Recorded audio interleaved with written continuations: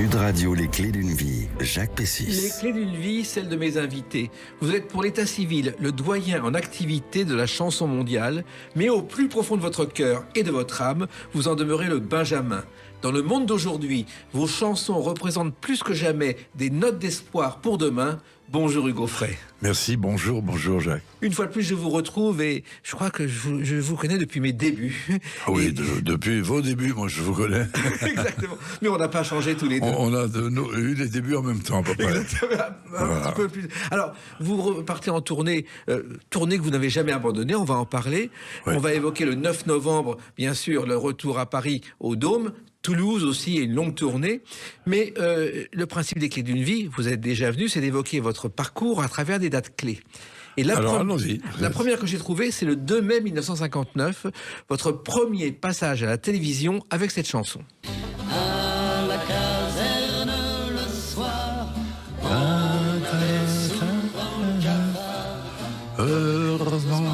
il y avait Fanny qui chantait, une chanson d'ailleurs qui a été une chanson très importante pour les appelés en Algérie, je crois. Oui, ça a été le Lili Marlène de la guerre d'Algérie, pour les Français, bien sûr. Bien sûr, pourquoi ? Parce que quand on est militaire, seul dans une comme ça, en train de tenir la garde, avec son fusil, on a envie de chanter quelque chose. Et alors voilà, il faut qu'ils aient une chanson, les soldats, pour leur service militaire, pour leur période militaire. Et pendant la guerre, c'était Lili Marlène, oui, qui a été pour les Américains, les Allemands et les Français. Et pour les gens d'Algérie, ça a été ma chanson. Alors, il se trouve que ce passage à la télévision est symbolique, car c'est une émission de Michel Arnaud, à qui vous devez beaucoup, car dans son cabaret Milord Larsouille, vous avez écrit les paroles d'une chanson que voici.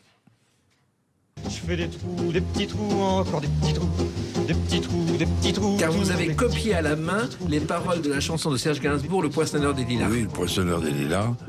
Et j'avais été voir, parce que je visitais un peu les cabarets parisiens, n'ayant pas du tout la vocation d'être un chanteur professionnel, quand malgré moi, je suis devenu professionnel, c'est-à-dire que j'étais payé pour chanter, ce que je faisais avant gratuitement, j'ai dit, il faut aller voir un peu les gens qui font ce métier. Alors j'ai été dans tous les cabarets, puis j'ai abouti au Milord Larsouille, où j'ai découvert quelqu'un d'assez étonnant, qui ressemblait pas aux autres. Alors je suis revenu plusieurs fois, et comme j'avais pas de magnétophone, ça n'existait pratiquement pas, je suis venu avec un carnet et je notais les paroles. Et c'était Le Poinçonneur des Lilas, et l'artiste c'était Serge Gainsbourg. Je suis le premier à avoir chanté Serge Gainsbourg au cabaret. Et à l'époque, il n'avait que 2 fans à part vous, c'était Yves Montand et Simone Signoret, qui venaient le voir plusieurs fois par semaine en croyant à son avenir. C'est drôle, hein ? Ils étaient venus au Milord? Oui, oui. Ben oui, bien sûr. Alors, il se trouve que si vous notez ces paroles, c'est parce que vous avez accepté, presque par surprise, de participer à un concours, les numéros 1 de demain. Et ce concours, vous le devez à quelqu'un qui se faisait appeler Onésime Grosbois. Absolument.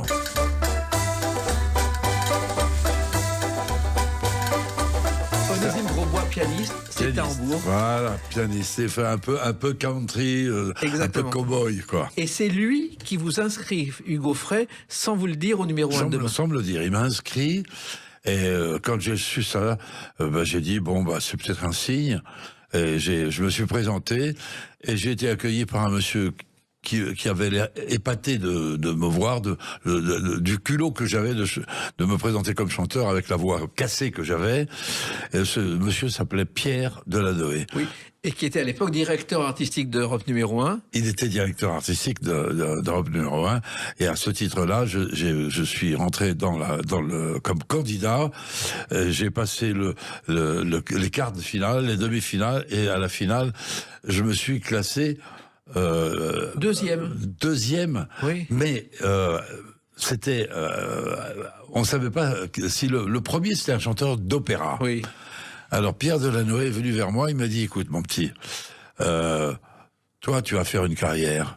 Le gars là le chanteur d'opéra, il est bon, mais il n'a pas le niveau peut-être pour faire une grande carrière. Donc c'est toi qui devrais avoir le premier prix. Mais pour la décence par rapport au public, on va donner le prix à l'autre. Et donc, lui a gagné le concours, mais il n'a pas fait de carrière, le malheureux. Et moi, ma carrière a débuté à ce moment-là. Oui, alors il se trouve que Onésime Grosbois, qui s'appelait, je crois, François Vermeil... François Vermeil. Oui, il vous avait repéré dans ces cabarets où vous chantiez un peu pour gagner votre vie, mais en espérant un jour acheter une ferme et pas être chanteur, Hugo Frey. Absolument. J'ai jamais rêvé d'être chanteur quand j'avais 10-12 ans.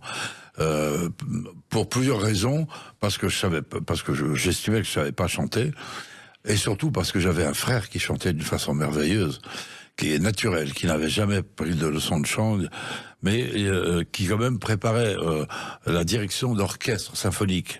À ce titre-là, il a rencontré Boulez quand il était étudiant, et Boulez lui a dit arrêtez de faire ces études. Vous avez commencé trop tard. Vous ne réussirez jamais dans la direction d'orchestre. En revanche, je vous ai entendu chanter. Vous avez une carrière devant vous internationale. Vous avez une des plus belles voix du siècle. Extraordinaire. Alors il se trouve aussi, j'en reviens à l'émission de Michel Arnaud, que juste après votre premier passage, oui. Philippe Bouvard, jeune journaliste, interviewe votre sœur Pascal Audrey. Oui. Je ne sais pas si vous en souvenez. Oui, je me souviens, oui. Elle évoque sa carrière, elle est toute triste au départ. Elle a fait une carrière incroyable parce qu'elle a fait de l'opérette, elle a fait des comédies avec Roger-Pierre Jean-Marc Thibault, oui. et elle a joué des classiques. Oui, elle aurait pu faire une carrière beaucoup plus longue, mais elle a commencé très rapidement elle a un peu hérité comme moi. Elle n'avait pas vraiment le feu sacré elle n'avait pas envie d'être une star, une vedette populaire. Alors que à l'occasion d'un concours qui a été organisé, je crois, par le journal Marie-Claire ou Elle, un des plus importants magazines féminins, ils ont organisé un concours. Avec qui aimeriez-vous passer le week-end? Et il y avait une dizaine d'artistes français, et en finale, il y en avait plus que 3. Il y avait Michel Morgan, que je me souvienne, Michel Morgan, Brigitte Bardot et Pascal Audrey. Voilà. Et c'est elle qui a gagné. C'est fou, hein. Donc elle aurait pu faire une carrière beaucoup plus importante qu'on le croit, mais elle a commencé à jouer des personnages qui étaient des jeunes filles un peu martyrs, genre Bernadette Soubirous, Anne Frank. Oui. Elle a joué le journal d'Anne Frank, et puis elle a joué, je ne sais plus, elle a joué je ne sais plus quel autre personnage. On lui a proposé, je crois, Soubirous, la petite... Oui. La miraculée de Lourdes. Voilà. Elle a dit, je ne vais pas passer ma vie à faire les gens qui ont vu la Vierge, etc. Et donc, elle a refusé beaucoup elle était exigeante, très exigeante. Et vous aussi, vous étiez exigeant. Alors, il se trouve que vos passages dans les cabarets, vos premiers passages, vous chantez surtout des chansons en langues étrangères que vous avez repérées dans les folklores. Bon, notamment en espagnol et en portugais. Alors, l'explication, comme je n'ai jamais voulu être chanteur, mais que j'ai toujours aimé chanter, quand j'étais à l'église, je chantais en latin, sans comprendre un mot, bien sûr, comme tout le monde, et j'aimais ça. Et puis après, j'étais pas scout, mais j'étais dans un collège où il y avait une chorale. Alors j'ai tout de suite chanté, et j'ai remarqué qu'il y avait pas mal de chansons qui me plaisaient beaucoup. C'était souvent des chansons qui venaient des États-Unis, que chantaient les scouts. Et ce qui m'intéresse dans le folklore, c'est que justement, comme dit Charles Trenet, on ne connaît pas le nom de l'auteur. Et donc, il n'y a pas du tout le type qui a écrit la chanson, il n'a pas du tout écrit quelque chose pour gagner de l'argent. Mais il a écrit parce que ça sortait de son cœur et de sa tête. Eh bien, je me suis intéressé à ces musiques qui, par ailleurs, sont des musiques qui viennent à la fois d'Europe centrale, d'Amérique du Sud, enfin d'Espagne, Italie, Roumanie, Russie. Et c'est ça, la musique américaine, c'est une musique d'émigrants. Les immigrants ont un point commun, ils sont tous des gens pauvres qui fuient la violence, le totalitarisme d'un État, et qui vont dans un autre pays pour pouvoir faire une vie. Donc c'est un folklore très riche en énergie. C'est ça qui m'a intéressé, c'est pour ça que j'ai fait beaucoup d'adaptations de chansons américaines. Il se trouve que lorsque vous signez votre contrat avec Eddie Barclay, vous allez faire votre propre répertoire et surtout, il y a un problème au départ, c'est que votre nom s'écrit avec 2 F et qu'il va y avoir une erreur de secrétariat. C'est une erreur d'un journaliste, oui, mais c'est une erreur qui avait un sens pratique pour moi, parce qu'il y avait le même nombre de lettres dans Offray et Hugues. Donc on pouvait faire ça dans une affiche carrée. Oui. Et comme moi j'aime bien les choses claires, mais c'est une erreur. J'aurais dû par la suite garder les 2 F, parce que je me suis posé la question, pourquoi il y a 2 F, Offray? Il y a 2 F parce que c'est 2 mots. Il y en a un qui va de A-U-F, Auf, oui, et qui veut dire en dehors, au-dessus, ou voilà. Et frei, qui est comme free en anglais, ça veut dire libre, en dehors et libre. Ce qui vous colle parfaitement. J'ai trouvé que ça me collait parfaitement et j'ai gardé ce nom. Alors, il se trouve aussi que votre première grande tournée, vous l'avez faite avec une gagnante des numéros 1 de demain, qui est Dalida. Ça a été votre première tournée en première partie. Oui. Dalida est devenue vedette assez rapidement, et elle a eu ce geste pour moi de me prendre dans la première partie. Alors je bénéficiais d'un système d'enregistrement micro qui était supérieur un petit peu à la moyenne des chanteurs de l'époque. Oui, et ça vous apportait... Parce qu'elle veillait à avoir un bon micro et un bon ingénieur du son. Voilà. Et vous en avez profité. Il y a eu un autre moment dans votre vie qui est important, qu'on va évoquer à travers une autre date, le 7 janvier 1965. À tout de suite sur Sud Radio avec Hugues Offray.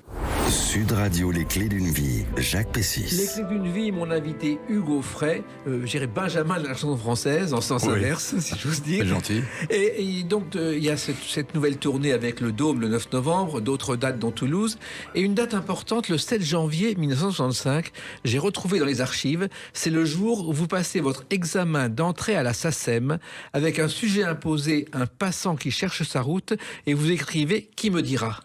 Qui me dira? Ouais, vous en souvenez? Ah, c'est drôle, ça me fait plaisir de vous m'évoquer ce souvenir.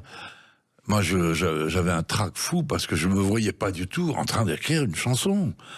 Alors, c'était la première fois de ma vie, on m'enferme dans une pièce, c'était vraiment la porte fermée, il n'y avait pas de personne pour m'aider, un papier, un crayon, et vas-y.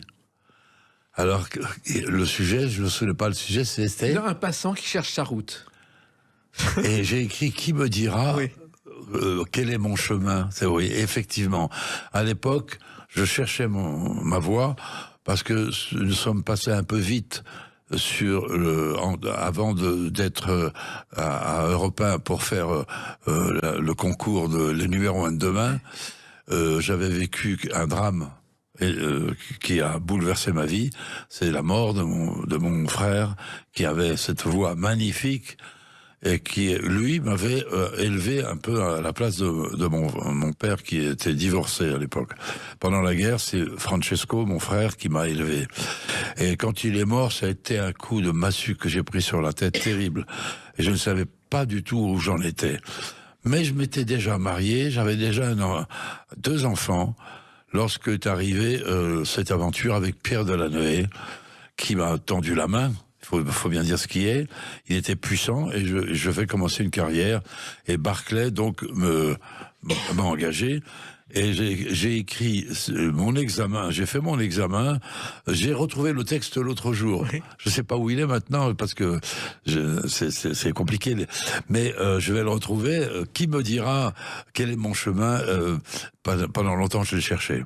Et il est au musée de la SACEM, bien encadré à la SACEM pour votre. Oui et non, parce que Pierre Delanoë avait beaucoup de respect pour moi. Il disait, avec un tel, je fais ce que je veux. Avec toi, je fais ce que je peux. Et il a pas tort. On a co-signé beaucoup de chansons qu'on a écrites ensemble. Mais pendant longtemps, j'ai souffert un peu, je dois dire, que quand on m'accueillait, on me disait « Ah, les chansons de Bob Dylan que Pierre Delanoë a traduit et a adapté pour vous. » Et moi, je frémissais en disant « Mais vous savez, des fois, j'ai été déterminant dans ma participation. » Par exemple, on s'était presque pas fâché, mais dans la très belle chanson La fille du Nord, assure-toi qu'un bon châle de laine la protège du froid et du vent. Et lui, il voulait un manteau de laine. Et moi, je voulais pas un manteau parce que j'ai dit les manteaux sous la pluie, c'est ridicule. Je voulais un châle. Exactement. Un châle, comme les chanteuses de folklore portugais, elles chantent avec un grand châle. Et des petits mots comme ça, mais c'est très important, ça. Il y a quelqu'un d'autre qui vous a repéré aussi en premier et à qui vous devez aussi beaucoup, c'est Maurice Chevalier, Hugo Frey. Alors, il y a eu comment on appelle ça, quand ils choisissent quelqu'un, pas un film. Un casting, oui. Il y a un casting. C'est Barclay qui me dit, il y a un casting pour Maurice Chevalier. Il cherche un petit jeune qui va venir avec lui aux États-Unis. Parce qu'il va donner un concert pour aider un hôpital qui soigne des enfants malades. Oui, c'est le bal April in Paris, qui est une tradition américaine. Voilà, une grande tradition forte. américaine. Oui. Et Maurice Chevalier passe un casting. Alors, sont passés devant lui des gens que je ne vais pas citer, parce que je les ai battus, donc c'est moi qui gagnais. Mais il y a eu tous les plus célèbres de l'époque, il y en a eu au moins 7 ou 8. Et c'est moi qui ai été choisi par Maurice Chevalier. Je ne sais pas pourquoi. Je me suis posé la question et maintenant je sais pourquoi. Je crois qu'il a compris que j'étais le seul qui n'avait pas au fond de lui l'ambition de devenir une vedette. Oui. Et ça l'a touché. Oui, remarquez, c'est peut-être la seule chose que vous avez ratée. C'était le naturel que j'avais, alors que les autres avaient prémédité leur coup. Oui, et vous avez eu raison de faire ça. Alors, juste avant cet examen, il y a eu un autre événement, il y a eu l'Eurovision avec cette chanson. Ah. Mais les serments s'oublient dès que le printemps s'en va. Dès que le printemps s'en va. Là-bas dans la Dès que le printemps revient, vous représentez le Luxembourg et pas la France. Alors, effectivement, c'est le Luxembourg qui m'a choisi, c'est Gilbert et Mariti Carpentier. C'est ça, oui. Qui m'avait repéré. Oui. Elles me disent, écris une chanson, etc. Bon, enfin bref. Ils m'ont choisi. Je suis arrivé à Copenhague et j'ai assisté aux répétitions. Et pendant les répétitions, j'ai repéré une petite bonne femme, toute petite jeune fille, très jeune. Elle avait 16 ans. Elle s'appelle Gigliola Cinquetti. C'est une chanteuse italienne elle est toujours vivante et elle chante très bien. Et alors, comme je suis quelqu'un qui a beaucoup d'instinct et de flair, j'ai dit c'est elle qui va gagner. Donc j'ai été la voir après la répétition. Je lui ai dit ma petite fille, tu vas gagner. Je lui ai dit en italien parce qu'à l'époque je parlais couramment. Et elle m'a dit mais non, personne me connaît. Mais si, tu vas gagner. Et elle a gagné. Elle avait 16 ans à l'époque. Elle avait 16 ans. Et quand même, l'instinct m'a conduit, parce que c'est pas l'ambition. J'étais sincère, j'étais à côté d'elle pour la soutenir pendant les résultats.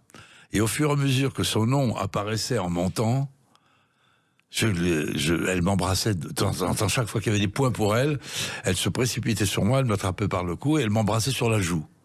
Et le lendemain, oui. Attends, excuse-moi, le lendemain, il y avait une photo dans la presse locale en disant Gigliola Cinquetti, 16 ans, vient de gagner l'Eurovision. Elle était en compagnie de son fiancé. Remarquez, vous n'avez pas mal choisi. Elle était déjà mariée avec 2 enfants. Alors, il se trouve qu'en plus, elle a gagné. Et qui l'a pris sous sa coupe absolument ensuite en France, c'est Maurice Chevalier, qui a aussi cru en elle, curieusement. Il a fait un duo avec elle. Voilà. Et aujourd'hui, elle est animatrice à la télévision en Italie. Et elle fait quelques concerts encore. Elle est en pleine forme. Je sais, j'ai entendu dire ça. Alors, il se trouve, juste après, il y a aussi l'Olympia, et c'est là où vous avez créé, Hugo Frey, le Skiffle Group, qui était une nouveauté à l'époque, votre formation. Oui, parce que je reviens encore sur mon passé, j'avais jamais eu l'ambition d'être personnellement un chanteur, une vedette, tout seul sur scène. Alors, je me réfugiais dans ce que j'aimais, c'est-à-dire le chant choral. J'aimais beaucoup chanter à 2 ou 3 ou 4 voix. Et j'ai dit, pour ça, il faut que j'ai des musiciens. Donc, j'ai engagé 3 musiciens. Avec moi, ça faisait 4. Et on a commencé à chanter le fameux Santiano, etc., qui va le conduire jusqu'à aujourd'hui. Et à l'époque, vous n'avez pas la tenue des autres, vous êtes en pantalon de velours, en chemise de cow-boy, en bottes, déjà votre tenue d'aujourd'hui. Exactement. Je me souviens aussi d'une petite anecdote. J'étais à Marseille et Charles Aznavour vient me voir. Exceptionnellement, parce que moi j'ai connu Charles Aznavour à ses débuts. Oui. J'avais repéré qu'il allait être dépassé Beko, et à cause de ça, il avait beaucoup d'estime pour moi. Et je crois que vous voulez prêter un jour votre matériel de tournée pour ces chansons. Oui, enfin, je lui avais rendu quelques petits services, et ce jour-là, il vient me voir dans la loge, j'allais rentrer en scène. Alors il dit, mais ça commence à sonner, il faut t'habiller, habille-toi. J'ai dit, mais Charles, je suis habillé. Il m'a dit, mais tu vas pas rentrer, tu vas pas chanter comme ça. J'étais en jean et en t-shirt. Ouais, ça a marché. Voilà, j'ai dit, mais bien sûr que si. Et c'est comme ça que j'ai débuté avec ce style-là. Et puis, il y a une autre chanson qui est liée à une personnalité exceptionnelle que vous avez rencontrée.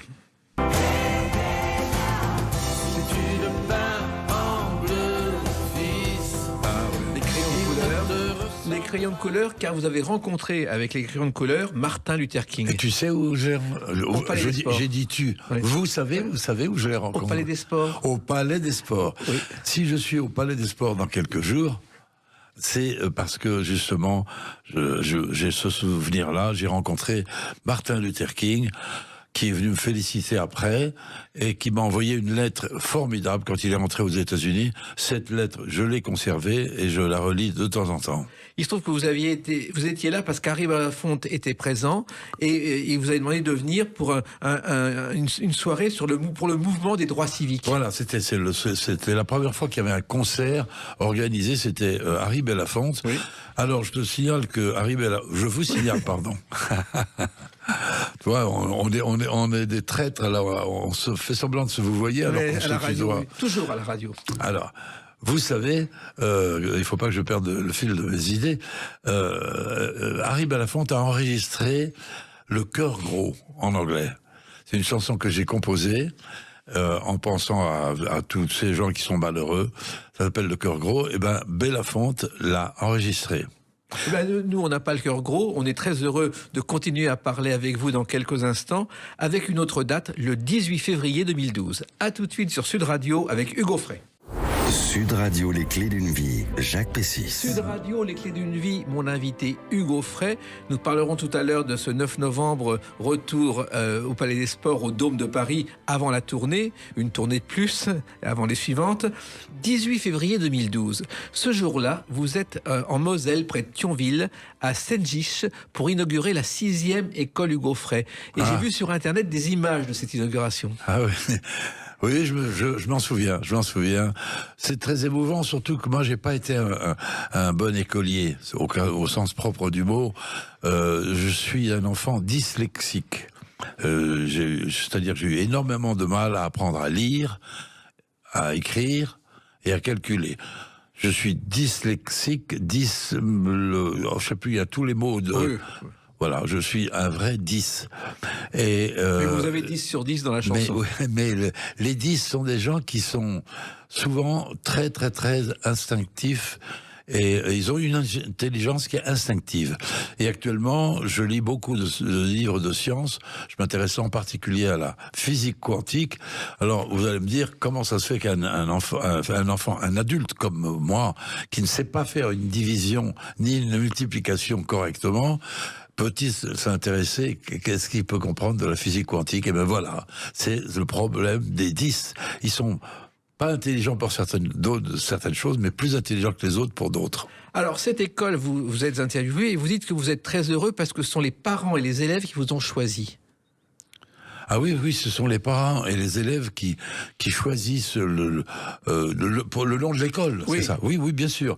J'ai dit simplement que quand on m'a proposé ça, j'ai dit, Je veux que vous organisiez une sorte de concours démocratique. Ça sera l'occasion d'apprendre aux enfants ce que c'est que la démocratie. Alors, l'origine grecque du mot démocratie, c'est la parole au peuple. Donc le peuple dans les écoles, c'est les enfants. Et si aujourd'hui, on comprenait ça, on ferait peut-être un peu plus attention à ce que les enfants pensent et veulent, en faisant attention qu'un enfant, ce n'est qu'un enfant. Il peut pas raisonner comme un adulte. Donc, je voulais que ça soit les enfants qui choisissent le nom du chanteur et la chanson qu'ils voulaient. Alors, il y a eu plusieurs chansons, mais il y a une chanson aujourd'hui qui est dans les écoles, notamment en CE2 où il y a des chorales, et j'en ai vu, avec cette chanson. Je voudrais t'emmener, petit frère. C'est vrai. Avec toi. Mais Je connais un petit garçon de 10 ans qui chante Petit Frère parce qu'il l'a appris à l'école dans les chorales. Voilà, moi aussi j'ai découvert ça récemment parce que c'est une chanson qu'on n'entendait pas tellement à la radio. Parce qu'il y a un peu rupture souvent entre le goût profond du peuple et les radios.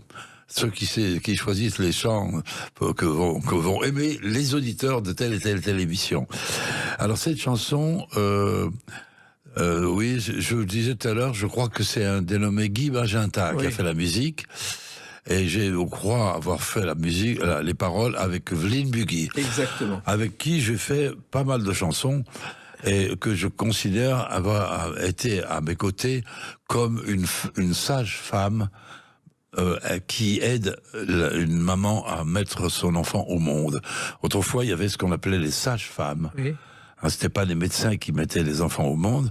La sage-femme aidait la maman à mettre son bébé au monde.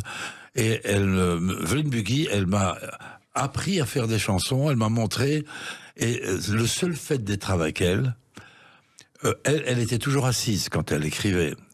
Je lui dictais ma pensée. Et moi, je marchais. J'étais toujours debout et je marchais de long en large. Et j'ai compris une chose, c'est que moi, je ne peux pas écrire une chanson en étant assis. Donc, il faut bien quelqu'un qui le note.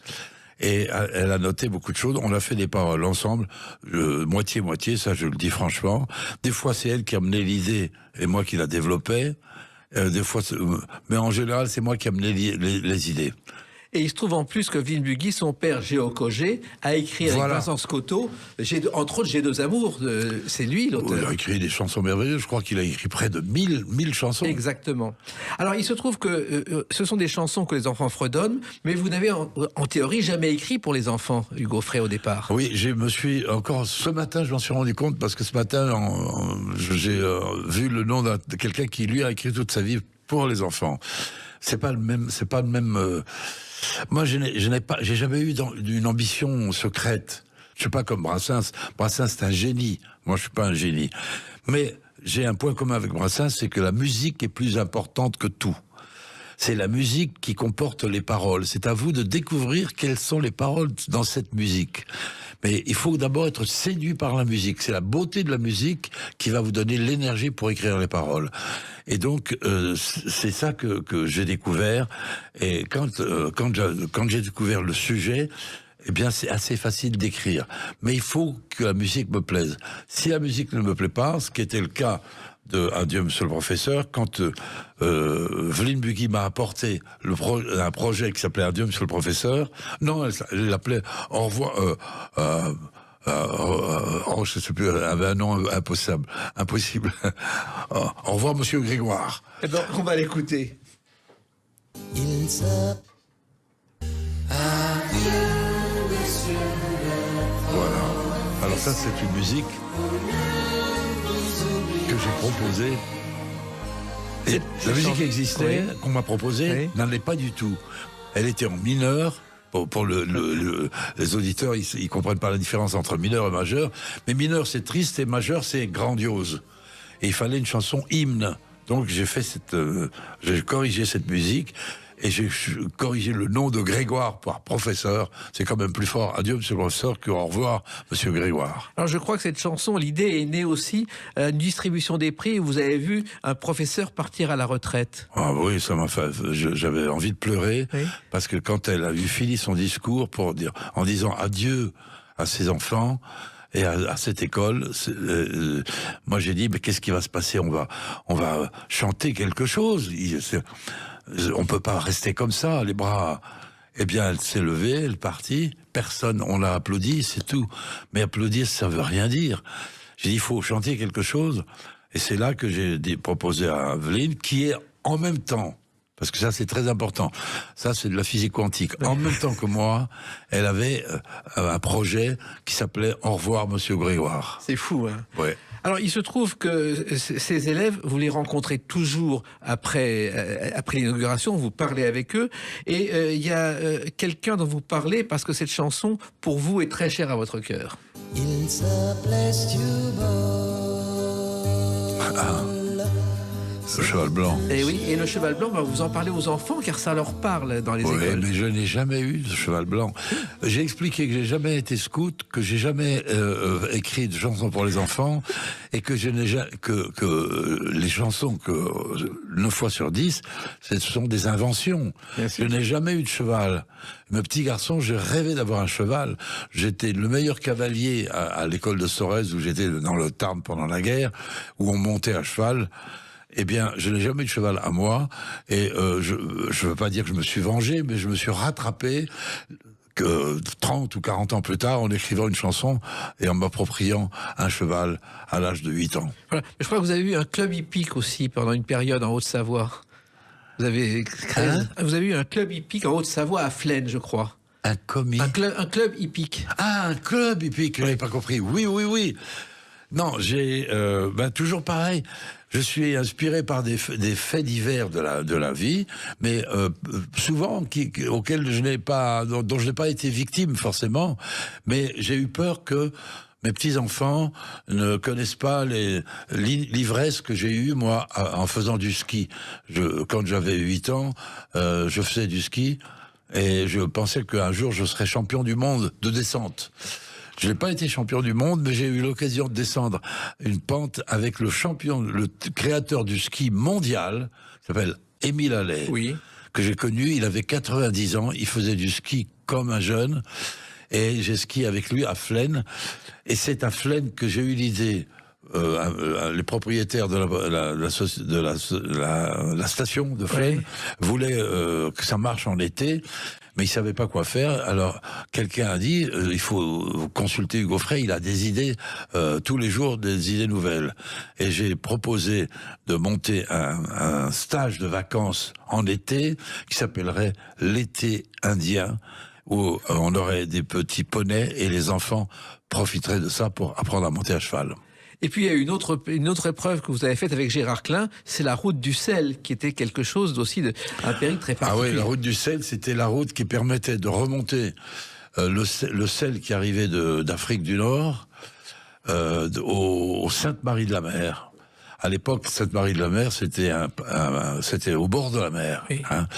Et le bateau arrivait là, on déchargeait le sel, et c'était remonté jusqu'à Rodez par des chevaux. Et donc, je connais un cavalier qui avait été à Saumur, qui avait un club, et qui était de Rodez, et qui a eu l'idée de ressusciter la route du sel.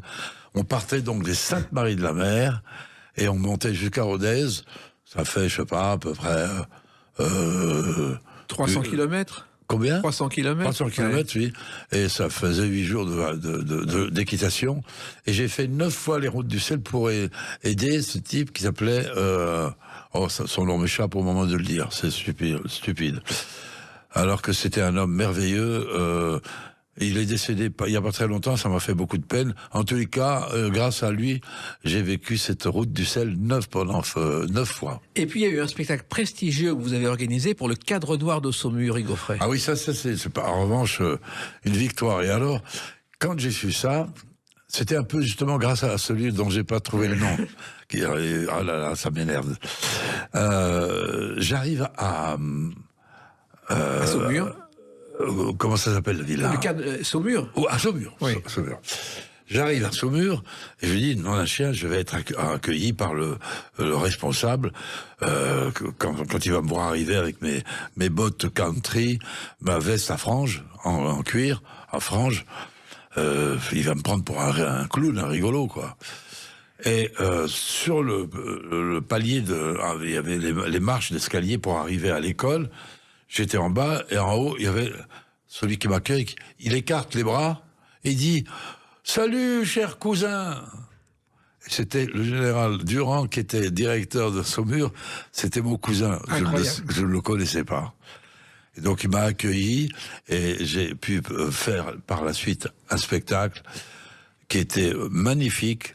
J'aurais voulu faire... C'est avant Bar Tabac, hein, oui. Je le dis tout de suite. Oui. Je pense qu'un jour, je pourrais peut-être refaire ce spectacle à Paris, au Zénith. Oui, parce que c'est un spectacle fabuleux. En plus, le cadre noir de Saumur, on l'a un peu oublié. Ça s'appelait au départ l'école des troupes à cheval. Et c'est parce qu'ils étaient habillés en noir qu'un journaliste, un jour, dans le Sport Illustré, ainsi que Charles Péguy, ont dit c'est le cadre noir à cause de la tenue. Ah oui. C'est né comme ça. Ah bon, je savais pas. Alors, tout ça, c'est votre activité de ces dernières années. Ça, c'est le passé. Maintenant, on va parler du futur avec la date du 9 novembre 2025. À tout de suite sur Sud Radio avec Hugo Frey.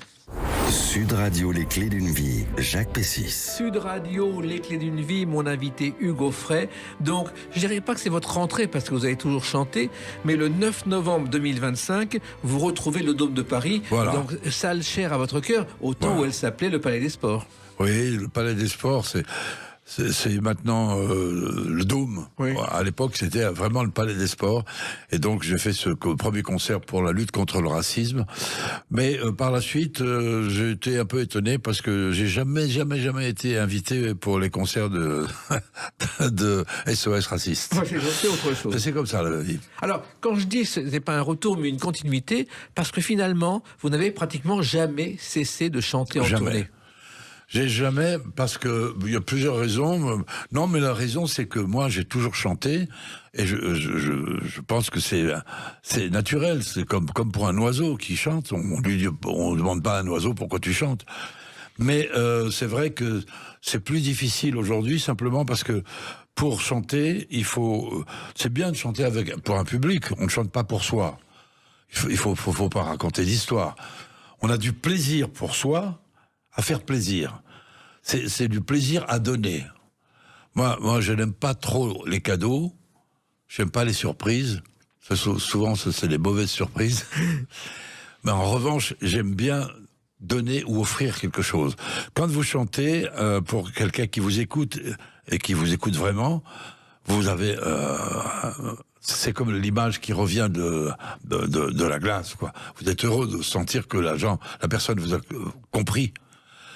Et donc je chante toujours et au Dôme, ça va être pour moi une émotion complémentaire parce que les années ayant passé, maintenant j'ai beaucoup d'amis, j'ai des enfants, des arrière-petits-enfants, petits-enfants et arrière-petits-enfants.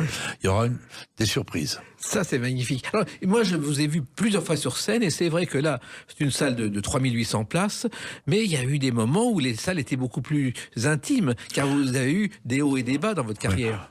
Oui, j'ai eu des hauts et des bas avec les médias, surtout. Mais pas dans les salles. J'ai eu la chance de ne jamais avoir à annuler un spectacle parce qu'il n'y avait pas assez de monde. J'ai toujours rempli même si c'était des petites salles c'était des salles qui faisaient 800 personnes par exemple, il y avait 800 personnes. Il y avait même quelquefois 900 personnes qui se présentaient, on disait on aurait dû faire 2 jours. Voilà. Je dis peut-être que 2 jours ça aurait été trop, mais voilà.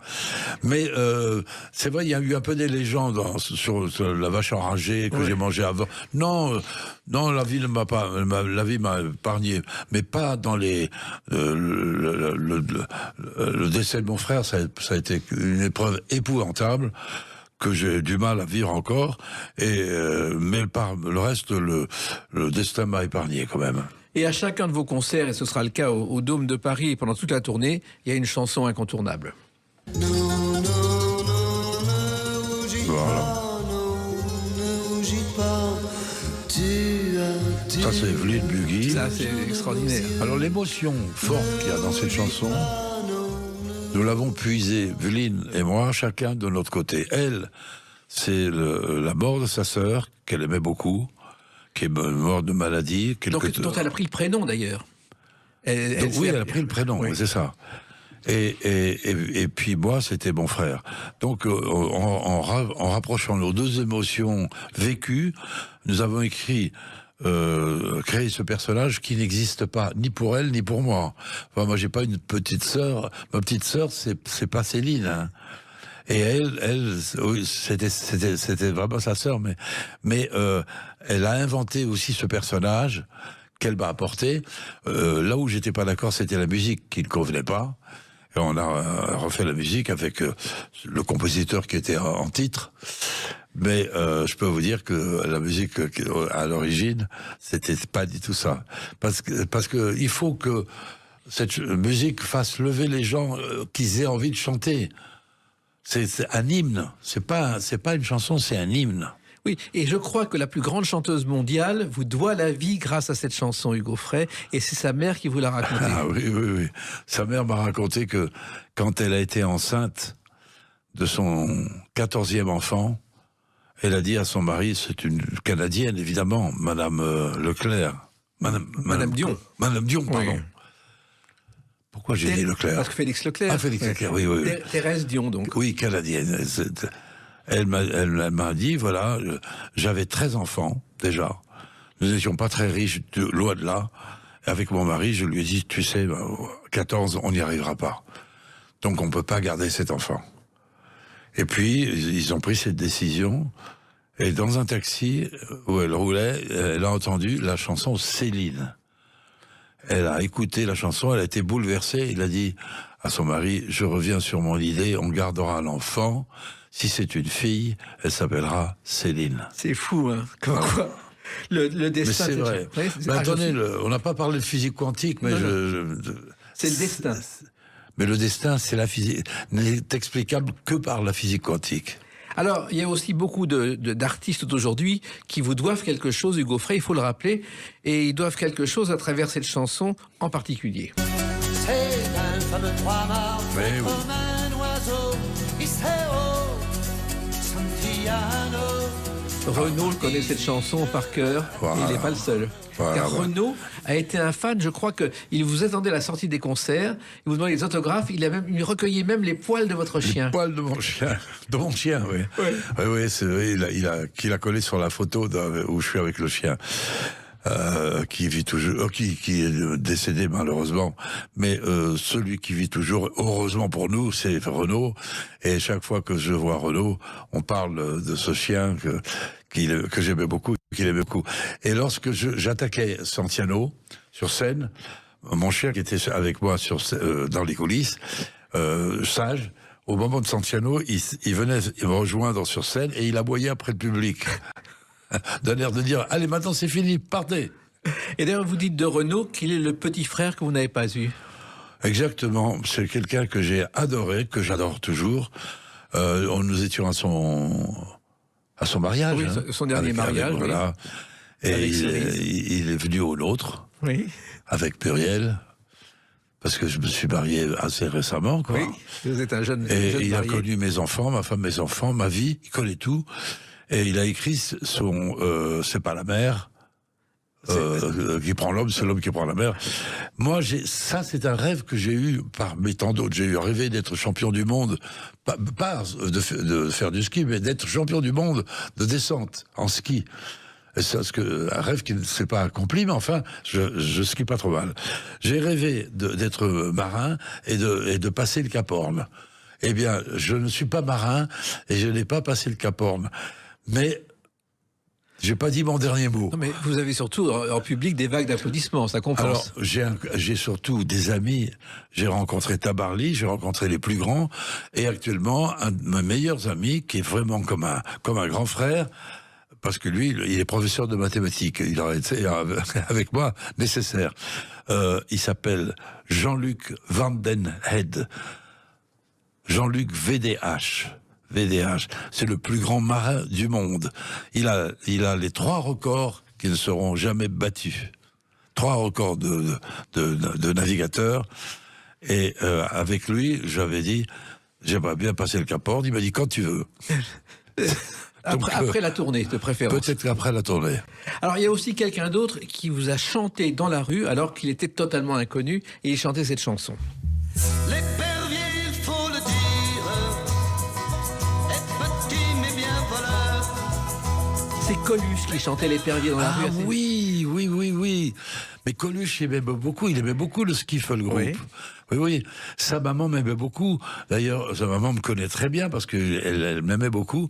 Oui, je sais qu'il savait que je chantais des chansons sud-américaines et il aimait ça. Voilà. Et donc, vous avez connu Coluche à ses débuts, alors qu'il débutait avec Romain Bouteille au Café de la Gare. Vraiment. Il n'était pas le Coluche de l'époque. Voilà quelqu'un que je regrette de ne pas avoir connu, c'est Romain Bouteille.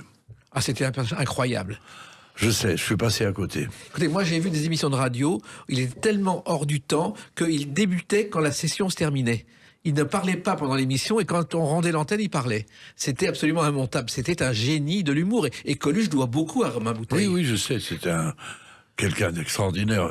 Mais je l'ai raté. Et Coluche, vous l'avez beaucoup connu, mais vous avez évité les soirées dans sa maison de Montsouris. C'est pas moi qui ai évité, c'est que je me suis exclu moi-même et lui m'a aussi, il a renoncé à m'inviter parce que autour de lui, ses copains riaient de tout ce qu'il disait. Ça, c'est déjà très bien, mais des fois, il riait peut-être trop, bref. Oui. En tout cas, il buvait beaucoup d'alcool, de vin. Il fumait beaucoup, pas que du tabac. Oui. Et c'était pas mon truc. Alors moi, ni buveur, ni fumeur, je ne faisais pas partie de la bande à Renaud. Mais ça, je lui en veux pas du tout. Parce que j'aurais été très mal à l'aise. Une seule fois, je suis rentré sur les invitations d'Edith Piaf. Je suis allé dîner avec Edith Piaf, qui était avec sa bande. Oui. C'est la plus mauvaise soirée que j'ai passée de ma vie. En sortant de là, je vous le dis franchement, j'ai vendu, on disait rendre, j'ai rendu tout mon dîner. J'ai vomi, tellement j'étais malheureux. Et quelque temps après, chez Patachou, où je chantais, j'ai croisé, comment elle s'appelle, on vient de m'en parler. Edith Piaf. Edith Piaf. Oui. Et elle m'a pris à part, et elle m'a dit, vous avez souffert quand vous êtes venu dîner chez moi. Je dis oui, un peu, madame. Elle me dit oui, je m'en suis aperçu, mais c'est normal. Et voilà, vous êtes comme ça, mais vous ferez carrière, vous inquiétez pas, tout va bien. Et vous faites, non seulement vous faites carrière, mais moi je cherche le secret de votre éternelle jeunesse, parce que sur scène, vous êtes aujourd'hui dans le Guinness des records comme le plus vieux chanteur du monde. Le record était détenu par Bob Hope jusqu'à maintenant, qui a arrêté à 94 ans. Ah bon? Charles Trenet rêvait de chanter encore à 100 ans et de dire je vais faire Bercy, comme ça je dirai au revoir et Bercy, et je serai le fou 100 ans. Mais vous, quel est le secret de cette jeunesse, Hugo Frey? J'ai été raisonnable, je n'ai pas fumé, j'ai pas bu depuis très longtemps, et ça me fait du bien. Et puis j'ai la chance d'avoir une jeune femme maintenant avec moi, après avoir une vie de famille très réussie, que j'ai beaucoup aimée. J'aime beaucoup mes enfants, mes petits-enfants, mes arrière-petits-enfants. Mais c'est pas suffisant pour vivre. On a besoin. Donc j'ai Muriel qui est de la Haute-Savoie. C'est ma jeune fille de la Haute-Savoie. Et avec elle, j'ai une vie très normale et très agréable parce que très professionnelle. Elle est près de moi. Ça, c'est très important. La solitude d'un artiste est très dure. Moi, je me souviens d'un voyage en train où je vous ai croisé. Vous m'avez parlé de Muriel, vous vous interrogiez, vous n'étiez pas encore ni fiancé ni marié. Vous êtes longtemps interrogé, et puis ça a été le miracle de votre vie. Mais ça fait, c'était une sorte de miracle. Je l'ai connue, elle était toute jeunette, mais vraiment jeune. Ça fait pratiquement 30 ans que je la connais. Mais vous les faites pas. Alors, on est mariés que depuis 4 ans maintenant. Voilà. 2 ans, elle dit. 2 ans. Le mariage en viager, en quelque sorte. Voilà. Mais il paraît que moi, je suis dans les dyslexiques comme moi ont facilement des réussites tardive. Mais- Parce que c'est une deuxième carrière que je suis en train d'attaquer. Oui, exactement. Alors, donc il y a le Dôme, il y a plusieurs villes de France, dont Toulouse, chère à Sud Radio le 2 Oui. décembre. Toulouse, c'est important pour vous. Toulouse, c'était comme c'était Los Angeles quand on était à Sorèze dans le Tarn et que mes frères prenaient le petit train pour aller à Toulouse pour écouter un chanteur d'opéra parce que dans la famille c'était l'opéra uniquement et ils allaient écouter le papa de Claude Nougaro. Exactement, Qui Pierre chante Nougaro. La Bohème Exactement. de Puccini, qui était notre opéra préféré. Et puis, dans ce répertoire où il faut choisir les chansons, il y en a une autre qui est incontournable. Elle se passe en Provence, au milieu des moutons, dans le sud de la France, au pays des Le Petit âne gris, une chanson que Ah. Brassens aurait aimé écrire, Hugo Frey. Alors ça, j'ai jamais voulu aller voir Brassens en dehors. Je le voyais dans tous ses spectacles le plus souvent possible, mais je n'allais pas le voir après pour lui demander un autographe. Une seule fois, j'ai été dans les coulisses parce que j'avais acheté le livre de ses chansons et je voulais qu'il me le dédicace. C'était un peu intéressé parce que je disais au moins le livre il va prendre de la valeur parce qu'il est dédicacé par Brassens. Et il y a eu une photo qui a été faite. J'ai mis presque 50 ans pour la récupérer cette photo. C'est fou, hein. Et Brassens, c'est pour moi un génie. Vraiment un génie comme La Fontaine. C'est quelqu'un comme ça. Moi, je le mets au-dessus d'Aragon, au niveau écrivain, et au niveau philosophique surtout. Et pourquoi j'ai parlé de Brassens? Parce qu'il adorait cette chanson. Oui. Il adorait. Après sa mort, j'ai dit, je suis vraiment un imbécile. Pourquoi j'ai pas été le voir comme beaucoup d'autres chanteurs en se débrouillant pour se mettre à côté pour avoir une photo? Je suis un imbécile. Alors, je vais aller voir son secrétaire. Gibraltar. Alors, pour les auditeurs, je dirais que Brassens l'avait baptisé Gibraltar parce qu'il était imprenable. Exactement. En fait, c'est un copain. Ils avaient été pas prisonniers, ils avaient été déportés, pas déportés. Ils étaient mais... au STO ensemble en 43. Voilà, ensemble. Et lui, je crois, il travaillait au Crédit Lyonnais. Et quand il a eu besoin de travailler, de gagner de l'argent, il savait pas comment faire. Et il a dit à son copain, viens avec moi. Donc, c'était son comptable. Eh bien, j'ai été le voir dans son passage, je sais plus comment ça s'appelle, le passage où il habitait là. Une impasse, oui. Une impasse misérable. Et je lui ai dit, j'ai une question à vous poser. Il me connaissait évidemment. Est-ce que Brassens connaissait mes chansons? Il a dit, mais bien sûr, il connaît tous les chanteurs. Mais moi, personnellement, est-ce qu'il y avait une chanson qu'il aimait beaucoup? Il a dit oui, non seulement il l'aimait, mais il aurait voulu l'écrire. C'est laquelle? C'est le Petit âne gris. Petit âne gris que vous chanterez donc au Dôme de Paris, que vous chanterez en tournée. Je rappelle... Avec un couplet complémentaire, vous savez? Ah bon, oui, vous avez écrit un couplet de plus, je sais. J'ai écrit un couplet à la demande d'un curé. C'est pas lui qui m'a demandé que j'écrive le couplet, mais je l'ai écrit pour lui. Il s'appelle le père Joseph. Il était curé d'un village à côté de Strasbourg qui s'appelle Still, où après la guerre en 1945, alors qu'on n'avait pas un sou, et on était dans la misère, maman a reçu une lettre d'une dame qui avait travaillé comme nurse pendant 7 années. Elle avait élevé ma petite sœur. Et au moment de la guerre, elle était alsacienne, elle était repartie à Strasbourg.